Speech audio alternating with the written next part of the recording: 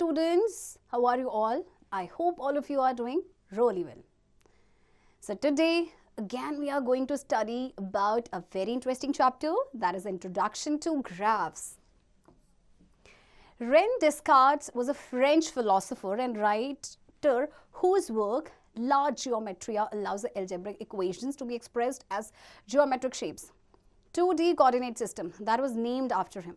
He is credited as the father of analytical geometry. So René Descartes एक French philosopher थे. इन्हें analytical geometry का father भी कहा जाता है, को क्रेडिट दिया जाता है. He actually merged the algebra with the Euclidean geometry. In honor of Descartes, the system used to describe a point in a plane is known as Cartesian system. Okay, so in philosopher को, जो French philosopher थे, इनको honour करने के लिए, इनको regard देने के लिए जो सिस्टम जो यूज किया गया पॉइंट को डिस्क्राइब करने के लिए प्लेन, उसे कहा गया Cartesian system. So Cartesian coordinate system. Suppose you go to cinema hall and search for your reserved seat. You need to know the two numbers, the row number and the seat number. This is the basic method to locate your seat. अच्छा, जैसे आपने एक cinema hall में जाते हैं picture movie देखने के लिए और आपने सीट रिजर्व कर रखी, तो आप क्या देखते हैं? आपको दो नंबर्स देखने होते हैं कि रो कौन सा है, रो नंबर, और सीट नंबर क्या है. तो बेसिक मेथड है कि आप अपनी सीट को लोकेट कर रहे हैं. So observe the movie ticket given below. See, ये मूवी टिकट, ये स्क्रीन है. ओके, इस तरह से जब भी आप कभी अपनी सीट को रिजर्व करेंगे ना, इस तरह से आपको दिखाया जाएगा कि कौन सी सीट्स फिल है, कौन सी अनफिल्ड है. सो जो अनफिल्ड है फिर आप चूज करते हो अपनी मर्जी से. Okay, the seat number L10 represents the seat reserved for you. Okay, so L10 जो सीट है वो बता रहा है कि आपके लिए रिजर्व्ड है. Observe the seating arrangement of one of the cinema hall given in the adjoining figure. The coordinate system helps you to find your seats in the cinema hall. If your seat number is L10, you just have to move up to L row towards column 10 to get your seat. आप जाएंगे L row में, column 10 में. And in case of reaching any particular point or seat, we need to know the column number as well as row number. Thus, the position of any point lying in a plane can be represented with the help of two perpendicular lines. और in case आप एक particular point पे पहुंच गए हैं seat पे और आपको column number जानना है as well as row number. So जो position होगा किसी भी point का जो एक plane पे है आपका, वो represent किया जा सकता है दो perpendicular lines की help से. Okay, so next is coordinate axis. The Cartesian coordinate system is used to determine each point uniquely in a two-dimensional plane by two numbers called the x coordinate and the y coordinate of the point. Observe the coordinates axis in the graph below. See, this is the x axis, this is y axis. Okay, but यहाँ पे x और x dash है. वो देखिए, right side आपका x axis है, left आपका है एक्स डैश. तो यहाँ पे हम नेगेटिव नंबर्स को शो करते हैं. Each reference line in a coordinate system is called a coordinate axis. The horizontal line XOX dash along which the horizontal distance are measured is known as x axis. Okay, you know that x axis. The horizontal line YOY dash along with the vertical distance is measured is known as y axis, which you know that. The straight lines XOX dash and the line YOY dash are mutually perpendicular and meet each other at the point O known as origin. So जहाँ पे ये perpendicular है ना दोनों lines और मिलती हैं point O पे, so this point is known as origin. याद रखिएगा. Since the positive numbers lie on the direction OX and OY in the plane, OX and OY are called the positive directions of the x-axis and y-axis respectively. Similarly, OX dash and OY dash are called the negative directions of the x-axis and y-axis respectively. Okay बच्चों, अब ये जो देखिए this part y और ये जो x, यहाँ पे x है, यहाँ पे हम positive, ये positive directions है आपकी, क्योंकि यहाँ पे positive numbers को हम locate करते हैं. And on the other hand, ये जो आपका दूसरा है x डैश, यहाँ पे हम नेगेटिव नंबर्स को शो करते हैं, या y डैश, यहाँ पे हम नेगेटिव नंबर्स को शो करते हैं. सो ये आपकी नेगेटिव डायरेक्शन हो गई. Okay, now quadrants. The axis divide the plane in 4 regions. ये जो एक्सिस हैं 4 रीजन्स में डिवाइड कर रहे हैं, जिन्हें हम क्वाड्रेंट कहते हैं. These 4 regions are numbered first, second, third and fourth anti-clockwise. Anti-clockwise means this side. This is बच्चों first quadrant. this is second, this is third, this is fourth quadrant. The quadrant X, O, Y is the first quadrant. X, Y, Y dash and X dash, and this is origin O. So this is quadrant first, X, O, Y, and Y, O, X dash.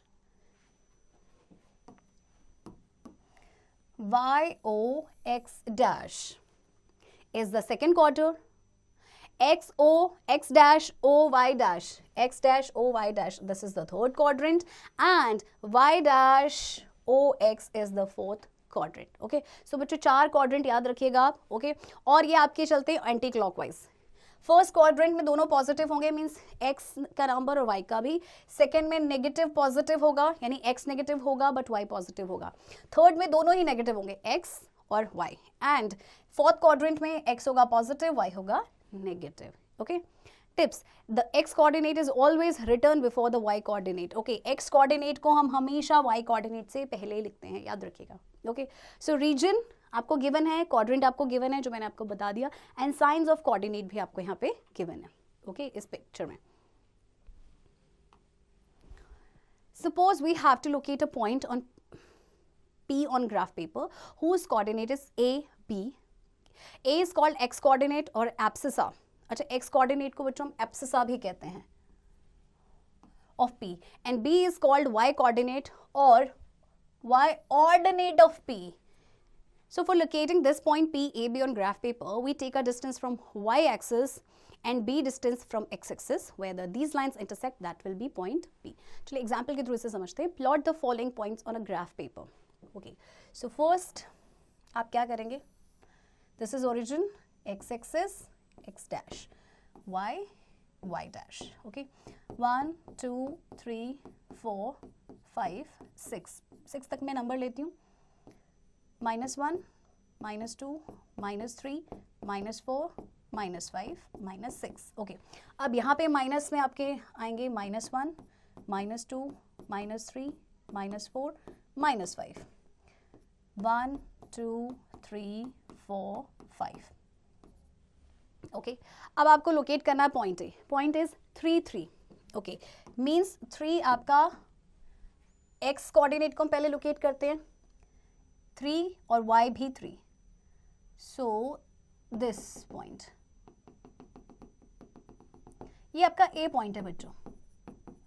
Next is -4 and 4. सो -4 किसका?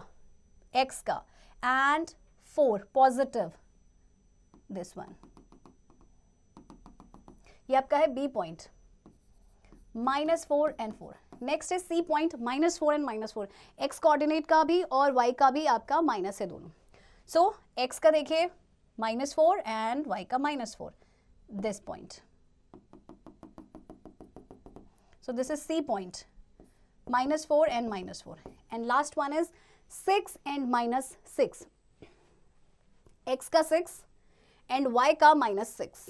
Okay, x का 6 and y का -6, this point. Okay, so this is your D point, 6, -6. Okay बच्चों, so देखा बच्चों आपने किस तरह, कितना इजी है पॉइंट्स को प्लॉट करना, है ना, ग्राफ पेपर में. सो एग्जाम्पल 2 आप खुद से करेंगे. Okay, now let's do example 3. Draw the graph for the following equation y is equals to 3x. 3 equations आपको दी गई हैं, सो मैं आपको एक करके दिखाती हूँ. y is equals to 3x. अब आप क्या करेंगे, हमारे पास y और x हमें फाइंड करना है, x and y. Okay, suppose हमने x की वैल्यू डाली -1. Okay, so y is equals to 3 into -1, -3. So y की वैल्यू कितनी आ गई बच्चों? -3. ओके, अगर x की वैल्यू है हमने 1 रखी, so y is equals to 3 into 1. So y की वैल्यू कितनी आ गई? 3. ओके, और अगर आप x की वैल्यू रखेंगे 2, तो आप क्या करेंगे? 3 इंटू 2. y की वैल्यू कितनी आ गई? 6. सो 2 एंड 6. ओके, इक्वेशन दी गई थी और हमने यहाँ से वैल्यूज फाइंड कर ली x और y की. ओके, सो आपके पास ये आगे पॉइंट सारे. अब आपने इनको प्लॉट करना है ग्राफ पेपर में. अच्छा note, we can take any real value of X. अच्छा इसको ग्राफ में हम प्लॉट करते हैं. सो टिप्स भी यहाँ पे दिए गए. A point lies on X axis if its Y coordinate is 0. अच्छा पॉइंट आपका एक्स एक्सिस पे लाई करेगा अगर वाई कोऑर्डिनेट 0 है तो, and point lies on Y axis if the X coordinate is 0. Okay so let plot this graph. 0 1 2 3 4 5 6. This is x-axis, x dash, -1, -2, -3, -4. -1, -2, -3, -4, -5. 1, 2, 3, 4, 5. This is y. Acha. Plot these points on this graph paper. Okay, so first -1, -3. So x coordinate is -1 and आपका y है -3. So this point, ये point आपका हो जाएगा बच्चों -1, -3. Okay, then we have 1. x का 1, y का 3. Okay, 1, 3. Next we have 2, 6. 2 और y का 6. Okay, 6 हमारे पास नहीं है तो आप इसे बढ़ा लेंगे और यहाँ पे 6 हो जाएगा. ओके सो बच्चों y x का 2, y का 6, दिस पॉइंट 2, 6. नाउ अब आप क्या करेंगे, एक लाइन ड्रॉ कर लेंगे इस तरह से. ओके सो इस तरह से बन गया, अपने ग्राफ बन गया. राइट सो इसी तरह से बच्चों आपने, आपके पास this equation is also given, equation दी गई है, यहाँ से x और y की वैल्यूज को फाइंड कर लेंगे. ओके और फिर वैल्यूज फाइंड करके आपने ग्राफ प्लॉट करना है. Okay, exercise is given over here, do it yourself. Okay, now let's talk about applications of graphs. In graphs की application कहाँ इनको apply किया जाता है. So you must have observed by now to draw a graph we need two variables, x coordinate and y coordinate. Graph बनाने के लिए दो coordinates की जरूरत है, x and y. One of these variables is independent variable and the other is dependent variable. एक independent variable होता है और दूसरा डिपेंडेंट होता है. The variable whose value depends on the value of other value variable is called a dependent variable. और जिस variable की वैल्यू दूसरे वेरिएबल पे डिपेंडेंट होती है ना, उसे हम डिपेंडेंट वेरिएबल कहते हैं. The independent variable is a variable whose value does not depend on the other. For example the area of the circle can only be determined if radius is known to us. जैसे कि circle का area formula होता है pi R square. Right R की value पता होगी, radius पता होगी, तभी तो हम फाइंड कर पाएंगे. सो रेडियस और circle very, so does the area. अब जैसे जैसे आपका देखिए रेडियस वेरी करेगा, सर्कल का एरिया भी वेरी करेगा. Thus we can say area is dependent on the value of radius which is independent variable. So area बच्चों, area of circle किस पे dependent है, radius पे. Okay, so और radius आपका क्या है, independent variable. We shall learn to represent such variable graphically. Tips: to plot a straight line graph, we need to find the coordinates of at least 2 points that satisfy the given equation condition. So कभी भी आपको एक straight line graph plot करना है तो हमें coordinates find करने पड़ते हैं कम से कम 2 points के, जो कि given equation condition को satisfy करते हैं. Okay, example के through से समझते हैं. The area of a square of x side is given by the relation. Okay, relation is given here. So express this relation on a graph paper and from the graph find the side of a square x whose area is given by 64 centimeter. Okay, so पहले हम x और y की value find करते हैं. y जो है आपका x square है, right. So let's find the value of x and y. अच्छा, y जो है बच्चों वो आपका क्या है, एरिया है, और x आपका क्या है, साइड है. Okay, y is the area और x इज द साइड. अगर आप साइड लेते हैं 2, सो 2 का स्क्वायर कितना होता है बच्चों, 4. एरिया आ गया 4. साइड लेते हैं 3, सो एरिया कितना हो जाएगा, 9, बिकॉज 3 का स्क्वायर होता है 9. साइड अगर आप लेंगे 4 बच्चों, सो एरिया आ जाएगा आपका 4 का स्क्वायर 16. साइड अगर आपने 5 ली तो एरिया आ जाएगा 25. इसी तरह से आपने अगर साइड ली 6 तो एरिया आ जाएगा 36. Okay, now we shall plot these coordinates of the graph to obtain the desired graph. अब आप ग्राफ को प्लॉट कर सकते हैं. So here I am not going to plot the graph. आपको दिया गया है, यहाँ से देखिए इस तरह से कुछ आपका ग्राफ आएगा. Now the question is, we can observe from the graph the side of a square whose area is 64 centimeter, square is 8 centimeter. अच्छा, वैसे तो हमने सिर्फ 6 तक निकाला है. ओके, आपसे क्वेश्चन पूछा गया था कि find the side of a square X whose area is given by 64 centimetre square. So 64 centimetre square देखिए कब आएगा, जब आपकी साइड होगी बच्चों 8. ओके, साइड 8 होगी, वाई इज द एरिया, सो आपका कितना आ जाएगा 64 सेंटीमीटर स्क्वायर. सो जब साइड 8 होगी, सो जब आपका एरिया होगा बच्चों 64 सेंटीमीटर, तो साइड कितनी है आपकी 8 सेंटीमीटर. ओके, एग्जाम्पल 2 में देखते हैं. रेट एंड क्वांटिटी एप्पल्स की पर केजी गिवन है. ओके, वेट 1 किलो एप्पल्स आते हैं 50 रुपीज़ के, 2 आते हैं 100 रुपीज़ के, 3 kg 150 रुपीज़ के, and so on. So find how many kilograms of apples can be bought for rupees 350. So the cost of apple depends on the quantity of apples bought. Cost आप देख रहे हैं ना, उसकी quantity पे depend करता है. क्वांटिटी बढ़ रही है तो उसका कॉस्ट बढ़ रहा है. So depict this graphically, we shall choose a suitable scale. तो पहले तो आप उसको ग्राफ पे शो करेंगे. ओके, और यहाँ पे चूज किया गया scale 1 unit is equal to ₹50. Now clearly the x coordinate corresponding to 350 is 7. Thus 7 kilogram of apples can be bought for ₹350. अच्छा, यहाँ पे देखिए हमने प्लॉट किया था 6 किलोग्राम एप्पल्स आपके थे 300 के. अब आप ग्राफ से देख सकते हैं कि आपके 7 kg ऑफ एप्पल्स जो है ना बच्चों, वो खरीदे जा सकते हैं 350 रुपीज़ में. Okay, so the answer is 7 kilogram. यही पूछा गया था ना कि कितने आप खरीद सकते हैं 350 रुपीज़ में. ओके, तो exercise is given over your, do it your self, and I am sure आपको ये चैप्टर बहुत ही इंटरेस्टिंग लगा होगा, समझ आया होगा. So keep doing practice of this chapter.